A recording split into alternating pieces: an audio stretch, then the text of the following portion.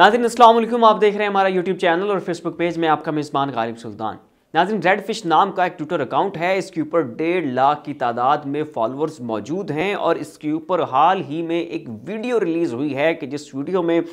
ये दिखाया गया कि कैसे जो है वो भारत की फ़ौज वो कश्मीरियों के ऊपर जुल्म कर रही है, उनके साथ ज़्यादती की जाती है और किस किस्म के कठिन हालात का वहाँ के लोगों को सामना करना पड़ रहा है। अब नाज़रीन, जैसे ये वीडियो रिलीज़ होती है तो साथ ही नाज़रीन पूरे भारत में कंट्रोवर्सी शुरू हो जाती है, क्योंकि वो जो ट्विटर अकाउंट है वो Russian state owned Twitter account है, यानी वो ट्विटर अकाउंट रशिया की गवर्नमेंट के साथ एफिलिएटेड है। उसके ऊपर वो कंटेंट आता है, वो पिक्चर्स आती हैं, वो वीडियोज़ रिलीज़ की जाती हैं कि जिनका ताल्लुक रशिया की फॉरेन पॉलिसी से होता है।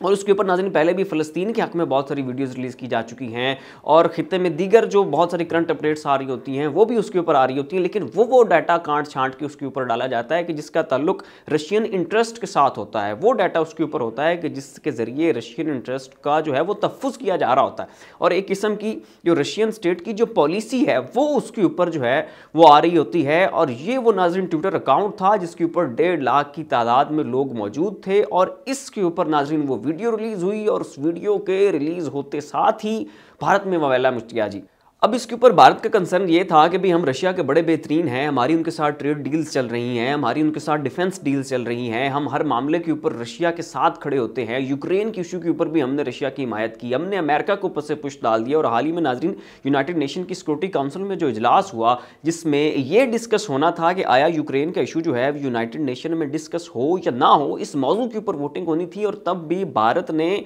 रशिया की खातिर किसी किस्म का वोट देने से इनकार कर दिया, उसने अपना वोट ही ज़ाया कर दिया। और भारत कि इस अमल का रशिया ने बड़ा खैर मकदम किया था और उन्होंने इनकी बड़ी तारीफ की और उन्होंने इस बात को तस्लीम किया कि यहाँ पर भारत जो है उसने रशिया के हक में जो है वोट देने से इनकार कर दिया। और फिर नाज़रीन जब भारत की उसके ऊपर राय ली गई तो भारत ने कहा कि जी रशिया और अमेरिका इन दोनों के जो लिजिट सिक्योरिटी इंटरेस्ट हैं उनका तहफ़्फ़ुज़ होना चाहिए। तो यहाँ पे भी नाज़रीन अगर देखा जाए तो भारत ने रशिया की जानिब अपना टिल्ट शो किया है और ये बात नाज़रीन रशिया भी जानता है कि यूक्रेन के इशू के ऊपर भारत जो है वो रशिया के साथ खड़ा है। तो नाज़रीन एक तरफ भारत जो है वो यूक्रेन के इशू के ऊपर भी रशिया के साथ खड़ा है, इनके साथ डिफेंस डील्स हैं, ट्रेड डील्स हैं, एक दूसरे के ये बड़े बेहतरीन दोस्त हैं और उसके बावजूद नाज़रीन स्टेट ओन्ड ट्विटर अकाउंट के ऊपर जो है वो कश्मीर का मुद्दा उठाया गया है, एक छोटी सी डॉक्यूमेंट्री डाली गई है, ट्रेलर डाला गया है और साथ ये भी लिखा था कि इसके बाद इसके ऊपर एक डॉक्यूमेंट्री आने वाली है कि जिसमें कश्मीर के पूरे इशू को बड़ी खूबसूरती से कवर किया जाएगा और जो भी कश्मीर में चल रहा है, जितने भी वहाँ पर मसाले हो रहे हैं, उन सभी जो मामलात हैं, जो इशूज़ हैं, उनके ऊपर रोशनी डाली जाएगी। अब नाज़रीन जैसे ही भारत ने अपना एहतजाज रिकॉर्ड करवाया तो साथ ही जो रशिया है वो बड़ा डर गया और रशिया को जो सफारत खाना है भारत में और उसका जो ट्विटर अकाउंट है उसके ऊपर इस इशू के ऊपर माफ़ी मांगी जाती है और ये कहा जाता है कि जी हम जो हैं इस इशू में इन्वॉल्व नहीं हैं और ये जो कुछ भी हो रहा है ये प्रोपोगंडा हो रहा है, इसका हकीकत से कोई लेना देना नहीं है और ये दरअसल रशिया और भारत के जो तल्लुकात हैं उन्हें ख़राब करने की कोशिश की जा रही है। अब इसके ऊपर नाज़रीन जो रशियन सफारत खाना है उसका इस मामले के ऊपर ट्वीट आता है और वो ये कहते हैं कि जी पहला ट्वीट आता है और उसमें कहते हैं कि misleading label of Red Fish Stream does not make it automatically related to any state support. यानी इसमें वो कह रहे हैं कि जो रेड फिश का ट्विटर अकाउंट है उसका इस गवर्नमेंट के साथ कोई लेना देना नहीं है और ये खामखा उसे हमारी गवर्नमेंट के साथ जोड़ा जा रहा है। उसके बाद नाज़रीन इसी के ऊपर उनका दूसरा ट्वीट आता है और उसमें ये कहते हैं कि Russia's official position on the issue of Kashmir and our principal stance on non-interference in bilateral disputes remain unchanged.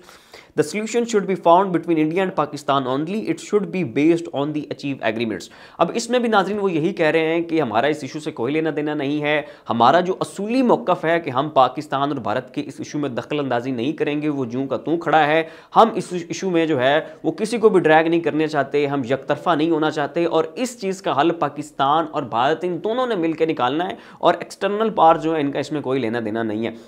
तो नाज़रीन इस ट्वीट के ज़रिए बल्कि इन दो ट्वीट्स के ज़रिए उस इशू से रशिया ने अपनी जान छुड़ाने की पूरी कोशिश की है और उन्होंने उस रेड फिश नाम के अपने ट्विटर अकाउंट से बिल्कुल जो अपना खाता नाता और रिश्ता जो है वो तोड़ता हुआ दिखाई दिया कि जी हमारा उससे कोई लेना देना नहीं है। लेकिन नाज़रीन हकीकत यह है कि दरअसल वो ट्विटर अकाउंट जो है वो स्टेट ओन्ड है, रशियन गवर्नमेंट जो है वो उसे ओन करती है और उसके ऊपर जो भी ट्वीट्स आते हैं, उसके ऊपर जो भी डाटा आता है वो उस तरह का डाटा होता है कि जिसका ताल्लुक जो है वो रशिया की फॉरेन पॉलिसी से होता है और वो रशियन इंटरेस्ट को डिफेंड कर रहा होता है। लेकिन अब नाज़रीन चूंकि वो उनका रिएक्शन बड़ा आया और इन्हें ये लग रहा था कि इधर से रिएक्शन नहीं आएगा भारत की तरफ से और पाकिस्तान के साथ भी जो है हम अपनी दोस्ती का हाथ बढ़ा लेंगे तो हमारा काम जो है वो चल जाएगा। लेकिन जब भारत का रिएक्शन आया तो रिएक्शन आते साथ ही उन्होंने वो वीडियो भी डिलीट कर दी और साथ नेक्स्ट डॉक्यूमेंट्री ना लाने का भी कह दिया। अब अगर नाज़रीन ये किसी इंडिविजुअल का होता, किसी प्राइवेट बंदे का होता, तो रशियन गवर्नमेंट के पास ये अथॉरिटी नहीं होनी थी कि वो उस वीडियो को डिलीट कर देते, और रशियन गवर्नमेंट के पास ये अथॉरिटी भी नहीं होनी थी कि ये यकीन दहानी करवा दें कि जी अब नेक्स्ट डॉक्यूमेंट्री नहीं आएगी। तो इन्होंने वो वीडियो भी डिलीट कर दी, उस डॉक्यूमेंट्री के ना आने की यकीन दहानी भी करवा दी और साथ उसके ऊपर माजरत भी कर ली, माफ़ी भी मांग ली और ये कह दिया कि इस ट्विटर अकाउंट के साथ हमारा कोई लेना देना नहीं है। लेकिन दरअसल लेना देना नाज़रीन रशियन गवर्नमेंट का ही है उस अकाउंट के साथ। अब नाज़रीन इंटरेस्टिंग मामला ये है कि वो जो ट्वीट किया गया है और वो जो ट्रेलर रिलीज़ किया गया है वो ठीक उस वक्त के ऊपर रिलीज़ किया जाता है कि जब इमरान खान साहब जो हैं वो रूस दौरा करने का ऐलान करते हैं। यानी एक तरफ इमरान खान साहब कह रहे हैं कि मैं रूस के दौरे के ऊपर जाना चाहता हूं और दूसरी तरफ साथ ही रशियन स्टेट जो है उसका ओन्ड जो ट्विटर अकाउंट है रेड फिश, उसके ऊपर वो कश्मीर के हक में वीडियो रिलीज़ कर दी जाती है। तो यहाँ पे नाज़रीन आप ये डॉट्स खुद कनेक्ट कर लें और आपको समझ आ जाएगा कि असल मामला क्या। अब नाज़रीन चूँकि इमरान खान साहब वहाँ पे विजिट करने जा रहे हैं, वहाँ पर रशिया और पाकिस्तान के दरमियान बहुत सारे तजारती माहदों के ऊपर बात होगी, गैस पाइपलाइन का एक मंसूबा है उसके ऊपर बातचीत होगी। और नाज़रीन जैसा कि आप जानते हैं कि चाइना जो है वो जानबूझकर पाकिस्तान को रशियन और चाइनीज़ ब्लॉक में धकेल रहा है और अपने मफादात के तहफ़्फ़ुज़ के लिए पाकिस्तान और रशिया की दोस्ती जो है इसे बड़ा मजबूत करने की कोशिश की जा रही है ताकि वेस्ट अमेरिका इनका खित्ते में सामना किया जा सके। और इसीलिए नाज़रीन इमरान खान साहब का जो ये हालिया दौरा है इसके पीछे भी चाइना का एक मजबूत हाथ है और बड़ी हद तक ये जो डेवलपमेंट्स हो रही हैं ये खुशाइंद भी है। नाज़रीन जहाँ तक बात कश्मीर की है तो उसके ऊपर मैं यहाँ ये कहना चाहूँगा कि दुनिया जहान में जहाँ भी कोई मुल्क है अगर उसके साथ ज़्यादती हो रही है, उस मुल्क के ख़िलाफ़ जो है वो जुल्म किया जा रहा है, तो कोई भी दूसरा मुल्क उस मुल्क के हक़ में नहीं बोलता। और तब किसी मुल्क के हक़ में बोला जाता है कि जब उस मुल्क के साथ आपके तिजारती मफादात वाबस्ता हो। आप कश्मीर को देख लें, कौन ऐसा मुल्क है जो ये नहीं जानता कि वहाँ पर भारत जुल्म कर रहा है और बेचारे निहत्ते कश्मीरियों के साथ जो है वो जुल्म ज़्यादती हो रही है। आप फ़लस्तीन को देख लें, कौन सी ऐसी स्टेट है जो नहीं जानती कि इसराइली वहाँ पर जुल्म कर रहे हैं, उनके हिस्सों के ऊपर कब्जा किया जा रहा है, उनकी इमारतें मस्मार की जा रही हैं, उनके नौजवान मासूम नौजवानों और बच्चों को पकड़ पकड़ के जेलों में जाला जाता है। कौन ये बात नहीं जानता? लेकिन क्या कभी आपने देखा है कि इसराइल के ऊपर किसी ने पाबंदियाँ लगाई? क्या आपने कभी ये देखा है कि किसी ने भारत के ऊपर पाबंदियाँ लगाई हों? नाज़रीन चाइना के 4 बड़े इशूज़ हैं। उनका सिंकियांग का इशू है, उनका तिब्बत का इशू है, उनका उइगुर मुस्लिम्स का इशू है, उनका हांगकांग का इशू है।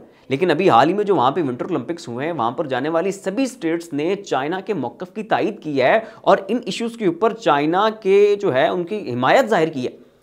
और ये किस बुनियाद के ऊपर हिमायत ज़ाहिर की गई है? सिर्फ इस बुनियाद के ऊपर कि जो चाइना ये एक बड़ा मजबूत मुल्क बनने जा रहा है, इनके पास पावर है, इनकी इकॉनमी स्ट्रॉन्ग है। और कश्मीर के ऊपर कोई क्यों नहीं बोलता और फ़लस्तीन के ऊपर कोई क्यों नहीं बोलता? क्योंकि उन्हें पता है कि इनके साथ किसी भी मुल्क के जो हैं वो मफादात वाबस्ता नहीं है और अगर इनके इशूज़ के ऊपर आकर बोलेंगे तो अपने ज़ाती मफादात जो हैं हम उन्हें ज़िक्र पहुँचा लेंगे। तो इसलिए नाज़रीन अगर कश्मीर को हम जो है आज़ाद करवाना चाहते हैं तो उसके 2 ही तरीके हैं, या तो खुद बंदूकें पकड़ के वहाँ पे पहुँच जाएं, और अगर हम वहाँ बंदूकें पकड़ के नहीं जाना चाहते हैं और नहीं पहुँच सकते हैं और मामले का सफारती हल चाहते हैं तो फिर उसका वाहिद हल यही है कि हमें मुआशी तौर पे मजबूत बनना होगा। हमें अपने आप को कुछ इस तरह से साबित करना होगा कि दुनिया के मफादात हमसे वाबस्ता हो गए हैं, और अगर उनके मफादात हमसे वाबस्ता नहीं होते हैं तो फिर दुनिया की कोई ताकत, कोई मुल्क, एक छोटे से छोटा मुल्क जो है वो भी कश्मीर के इशू के ऊपर आपके मौक़िफ़ की तायद नहीं करेगा। फिर वक्त के लिए इतना ही। ऐसी मज़ीद अपडेट्स के लिए देखते रहिए हमारा यूट्यूब चैनल, फेसबुक पेज। इसी के साथ अपने मेज़बान गालिब सुल्तान को इजाज़त दीजिए। अपना ख्याल रखिएगा। अल्लाह हाफ़िज़।